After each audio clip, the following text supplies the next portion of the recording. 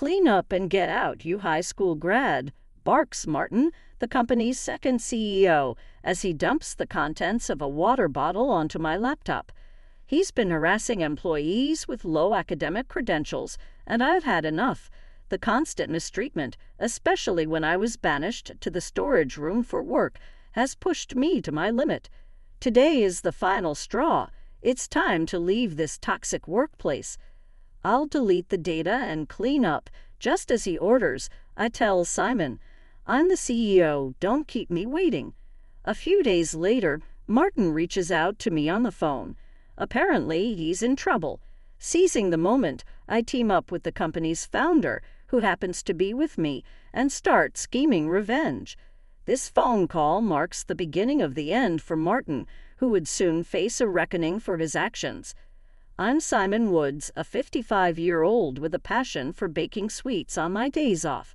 My specialty is strawberry shortcake. Baking is my therapy. It distracts me when I'm stressed and gives me a chance to show off my cakes at friends' birthday parties. Simon, your baking skills are top-notch. These taste like they're from a professional bakery, my friends often say, and it never fails to make me happy. I graduated high school and started working at a confectionery company that prides itself on using minimal additives and promoting health.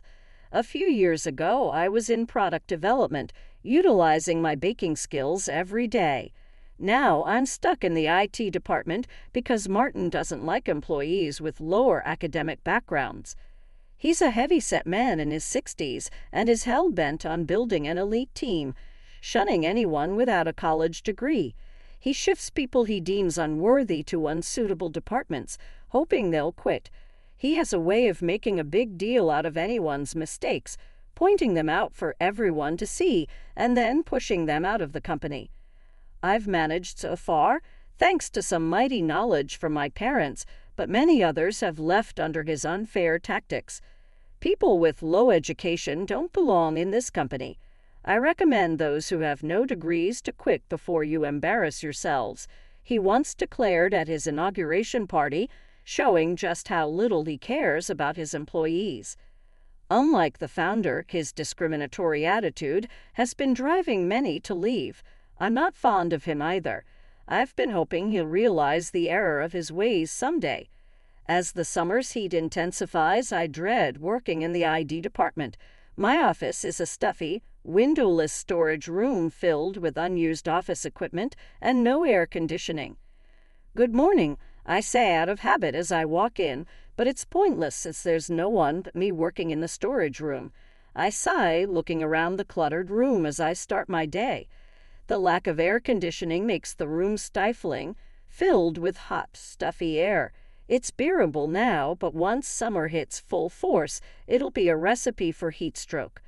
Feeling the discomfort, I settle at a desk tucked into the corner and start working. Ever since Martin took over, things have gone downhill. I mutter to myself as I boot up my laptop and get to work on my tasks in my lonely ID department. I've been working in this cramped space for a few months now.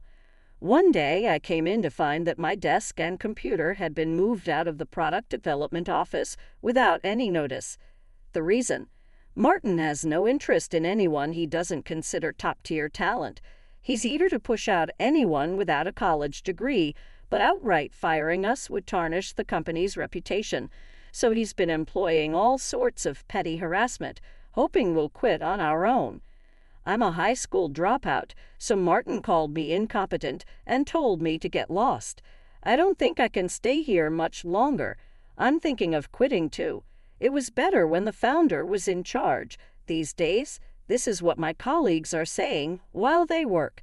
Honestly, I think Martin is a terrible person and shouldn't be running this company. Despite that, his friendly facade has fooled the founder, leading to his ascent as CEO. I feel a deep loyalty to the company that has given me so much, but his antics make staying difficult. If this continues, I'll have to think about changing jobs. In that case, I should contact the founder, whom I know well enough to seek help. For now, I tell myself to think about the details later and focus on my work, ensuring the company's time management system runs smoothly. Our flexible work hours accommodate various lifestyles, requiring careful monitoring. Some people start their day at 9 o'clock a.m. and work until 5 o'clock p.m., while others clock in at noon and work late into the night. There are even folks who only come in during the late hours. This makes our time management system pretty complex.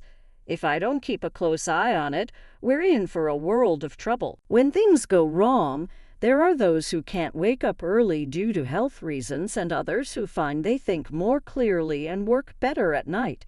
I don't want to cut corners and let these people down.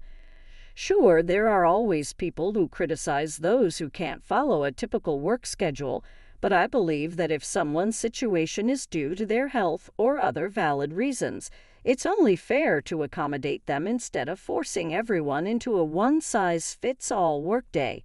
It's better to help them perform at their best. As I'm immersed in my work, Martin suddenly appears on his rounds. "Hey there, high school grad, how's it going?"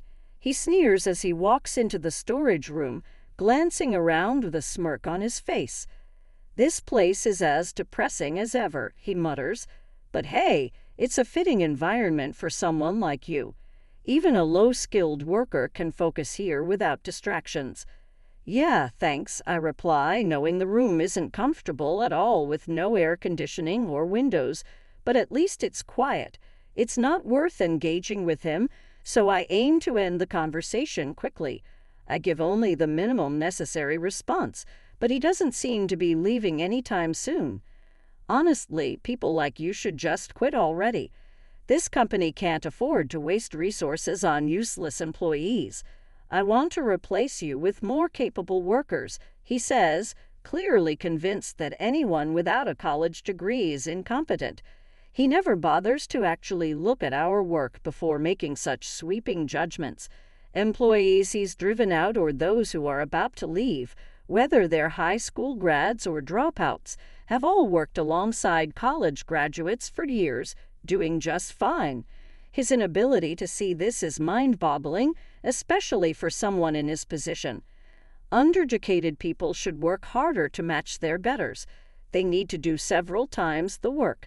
Sometimes we have to isolate them so they don't drag others down. Being a leader is tough, you know. I have to play the bad guy for the sake of the company, he continues, inching closer to my desk and leaning over, peering at my computer screen while continuing his rant. "Maybe you don't even have time to chat. Look at you busting your butt on a job anyone could do. Guess that's what you get with low education, huh? If I were you, I'd be too embarrassed to show my face. Just stay home if you can't keep up. Don't drag others down." He seems to interpret my silence as agreement.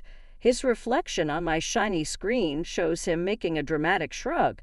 I glare at him, but he doesn't notice. Then he spots my water bottle on the desk, which I brought from home to stay hydrated in this hot room. Without warning, he grabs my bottle, opens it, and pours the contents over my laptop. "Dealing with useless people is exhausting," he says, throwing the empty bottle at the screen, cracking it. "Just quit and go home. You're fired. It's an eyesore to see uneducated people roaming around in the office." The computer screen in front of me is now pitch black. "High school grads have no place here," he sneers, laughing as he walks out. "Go do farm work or factory jobs. Perfect for incompetent people like you," he adds, insulting other professions. Snapping back to reality, I check my laptop, but it's acting up. I can switch to another one and keep working, but honestly, I don't want to do any more work for this company. Staring at the ruined laptop, I know I've had enough. If he wants me gone, I'll leave, but not before deleting all the data and cleaning up my workspace. A few hours later, I report the incident to my department head, who sympathizes but can't change my mind. There's no way I'm working under such a hostile boss any longer. Over the next few days, I complete the resignation process and use up my remaining vacation days. Truth is, I just want to be out of here. I say, away. But my colleagues insist on a farewell party, which I deeply appreciate. I always thought we'd work together until retirement, but things changed so much after Martin became CEO. No wonder you want to leave. One of my colleagues says, "Let us know when you find your next job. Take care, okay." I tear up when they hand me a bouquet with such kind words. I strongly wish them the best in their future paths. After using up my vacation days, I finally quit and spend some time relaxing at home. I had lived to work for a long time, so I've saved enough to take it easy for a while. Still, I'll need to start looking for a new job. But what do I want to do next at my age? Options are limited, and I don't want to end up with another boss like Martin. Maybe I should start a cafe and turn my baking hobby into a career. For the next few days, I enjoy baking while pondering my next move. Then I get a call from an old acquaintance inviting me to a meeting. The person I meet is Jay, the former CEO of my old company. Now 70, he's still sharp and working as a consultant at the company. "Long time no see, Jay," I say. "Yes, indeed. How have you been?" he replies, stretching his arm for a handshake. His grip is strong and reassuring for someone his age. "Oh, just working quietly in the corner of the company, really. I don't think you need to lie to me," he says, his gaze sharp, just like when he was still in charge. It's clear he already knows what has happened. I sit down on a chair and resign myself to telling him everything. When I finish my hour-long story, he looks furious as he speaks. "So it's true. I've heard rumors while keeping tabs on the company. I can't believe Martin turned out like this. I thought he could handle the company, but I was wrong." He sighs deeply, looking genuinely apologetic. "I'm really sorry. Please forgive me." Jay looks deeply regretful. "You'd been with the company from the beginning? Back when I was trying to build it with customer-first principles rather than just chasing profits. You were the only one who joined me then. Thanks to you, I learned the responsibility of managing people's lives and became more cautious in business." I'm at a loss for words. I had joined his company partly because I was inspired by his dedication and partly to avoid further education. I feel I don't deserve such gratitude. Please don't exaggerate. All I did was help you with some systems early on. You're as humble and diligent as ever. He smiles warmly, making me feel melancholic. "Don't worry about me, Jay. You're not to blame. I thought Martin seemed promising at first, too. Everyone was fooled. It wasn't until his first speech that we realized how wrong we were. But by then it was too late," I say, feeling a bit better. "Right now, I'm trying to help the employees Martin fired find new jobs. They shouldn't suffer because of his mistakes." Jay responds, "Well, I had no idea you were doing that. I've been worried about the employees who were let go or resigned, but knowing you're helping them puts me at ease. After all, the person who should be a leader has to be someone like him," I say. I wish he'd go back to being the CEO, but he seems to sense my thoughts and shakes his head. "I considered it, but this company was close to bankruptcy not too long ago. I can't leave now. Besides, Martin won't let me take over anyway." Jay explains, "You're right. He's too determined to shape the company to his own ideals.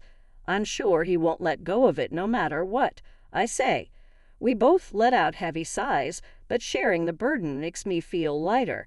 It's always better to talk things through rather than keep them bottled up, Jay remarks.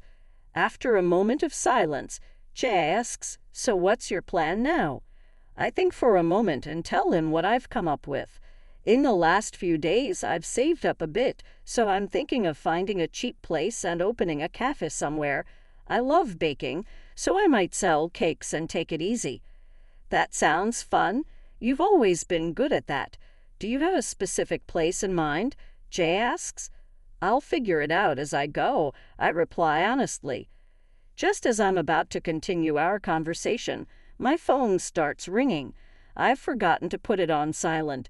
Excuse me, I apologize and reach for my phone, but freeze when I see it's from Martin.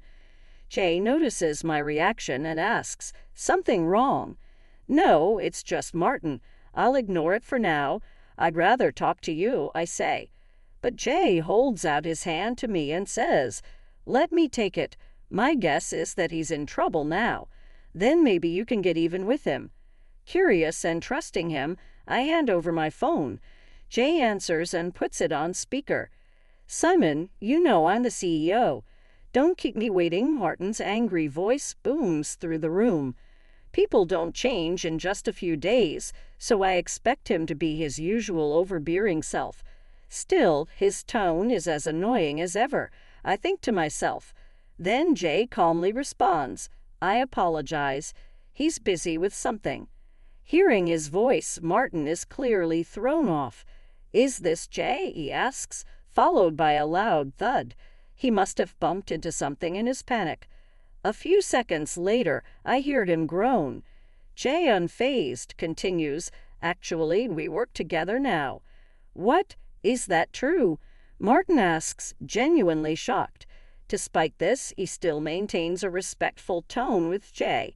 In reality, his claim is a complete lie. I have no idea what he's up to, but he gives me a reassuring wink. Is he doing this for my sake? I wonder. "Simon is very talented. I wanted him to work with me, so when I heard he left your company, I reached out immediately. You've lost a valuable employee, you know," Jay says. I expect Martin to refute that, but instead he says, "You might be right." His voice coming through the speakerphone is tinged with regret. "Damn it, if I'd known this would happen, I wouldn't have let him go." He mutters loud enough for us to hear. It feels a bit like he's dropping. But Jay keeps talking as if nothing is amiss. When you're someone who's been the leader of a company, you may have more guts than most people. Was there a problem or something? Martin explains that my departure and the deletion of certain data have caused major disruptions. Their systems are down, and they have no idea how many employees are doing what at what time. This has affected the payroll and tracking of employee activities. The productivity is gradually worsening due to the inconvenience of having to coordinate with other employees. They've tried to rebuild the systems with outside help, but everyone who knows Martin's reputation has refused to work with him. It's truly a self-inflicted situation. "That sounds tough," Jay comments. "Simon's here, so why don't you talk to him?" Jay hands me the phone, indicating that he wants me to handle the situation from here on. "Whatever decision you make, you should have a proper discussion with him," Jay advises. "He knows I'm here, so I'm sure he won't say anything too extreme." I take a deep breath and speak into the phone. "This is Simon. What do you need?" "Oh, man, help me out. I was wrong to treat you badly. I see now how valuable you were. Please come to the office right away. No, please come back to work for me again. I had no idea you developed the systems." Martin pleads desperately. His plea is a stark contrast to the guy I knew. Things must be really bad, I think to myself, but I've already made up my mind. I'm not your employee anymore. Solve your problems on your own. "Don't you care about the company you worked for all those years?" Martin asks. "It's not that I don't care. I was attached to that company and would have continued to work there until retirement if Martin hadn't been appointed. The environment had become unbearable under his leadership. Honestly, I worry about the other employees, but I can't go back to that toxic environment. Don't call me again. I'm done. I have no intention of coming back," I reply firmly. Martin keeps trying to persuade me, but I shut him down. Finally, I end the call. Jay, who's been watching, asks, "Are you sure about this?" Yes, I have no regrets. Looking back, it's a wonder I stayed at that awful place for so long. Saying what I had to say to Martin has lifted a weight off my shoulders. After I left, the company's systems completely crashed, making it impossible for them to operate normally. All the data the employees registered in the attendance management system was also lost. It would have taken quite a long time to restore it completely, but the company couldn't keep afloat until then and went to pieces. Martin's company went under exactly a year after I left. I tell Jay. 2 years after leaving the company, I'm an owner of a cozy cafe in a small town now. It's known for my delicious cakes and slowly gaining popularity. My only problem is that we're short-staffed with more customers coming from out of town. I want to beef up our team to keep up. Just when I'm thinking about this, a former colleague pops in. I heard about your shop and had to check it out. Nice place you got here. I hope I can find a job at a place like this next. He hasn't landed a new job yet and is doing odd jobs here and there to get by. So I hire him on the spot. I was worried about his mental health as Martin used to treat him terribly for being a high school dropout, but he seems to have weathered it all okay. He's been working hard, really helping me out. I can't let my staff outshine me as a boss, so I'm hustling every day too. Today, I'm off to visit my supplier to pick up some ingredients. It's a chance to chat with the local farmer and tweak our strawberry orders. The little details might seem mundane, but they matter to me. Making money is one thing, but in business, relationships matter just as much. If you don't take care of people, you won't have a good business, and you won't be serving good food. I leave the cafe in my staff's capable hands and head out. "Good morning, Simon," I greet enthusiastically. An old man who's been talking with the other workers in the yard approaches me. He's always smiling and talks in a sincere, friendly manner. He's in his 70s, so he leaves the actual care of the crops to the younger workers, but he's happy to chat and handle the business side of things. We catch up briefly before talking about the quality of this year's strawberries, but something else catches my eye. There's a guy lurking around, looking like he's trying to sneak off. The other workers stop him from leaving, but I wonder what's up with him. Then I learn something surprising. That guy is none other than Martin, the former CEO. "Oh, you know him?" the old man asks. "I suppose you want to catch up with him then." "Don't worry, I only know him a bit," I reply, playing it off. Admitting he used to be the CEO of the now bankrupt company I'd worked for would only make things uncomfortable for everyone. I wrap up the necessary conversation and head back to my shop. It's ironic seeing him there, given how he used to scoff at blue-collar work back in the day. It must be a very hard punishment for him. From then on, when I visit the farm, I occasionally run into him. Seeing him covered in mud, working hard, is a far cry from his days as a high and mighty CEO. He still avoids me and doesn't make any apologies, but he seems genuinely focused on his work.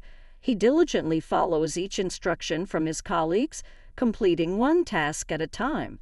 Sometimes when he messes up and gets scolded, he looks like he's about to cry, just like a kid. But his coworkers seem like good people and tell me his skills might be rough now, but he'll get the hang of it. The more effort he puts in, the more it'll pay off. His past experience won't let him down. He must be struggling, but I hope he's changing for the better. Maybe one day he'll apologize for everything. I later learned that he had joined a company after being inspired by Jay, who was working hard as a salesperson decades ago.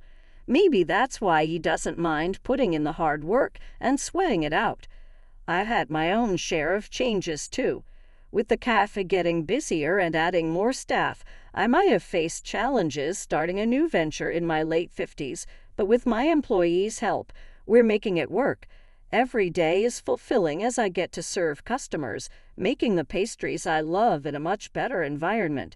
Sometimes Jay drops by and says, "I was worried when you quit, but you look so much happier now." It's nice to show him how well I'm doing since he was always concerned about me. Being able to work in a place where I can be myself is the greatest happiness for me. "Boss, we got an order for a special cake." Someone's trying that out. Must have quite an appetite. It takes time to make, so let's all pitch in and get it done quickly. One of my staff members informs me. I immediately get to work on the order. These are the days I never had working under Martin. No matter how successful this cafe gets, I want to keep this wonderful atmosphere over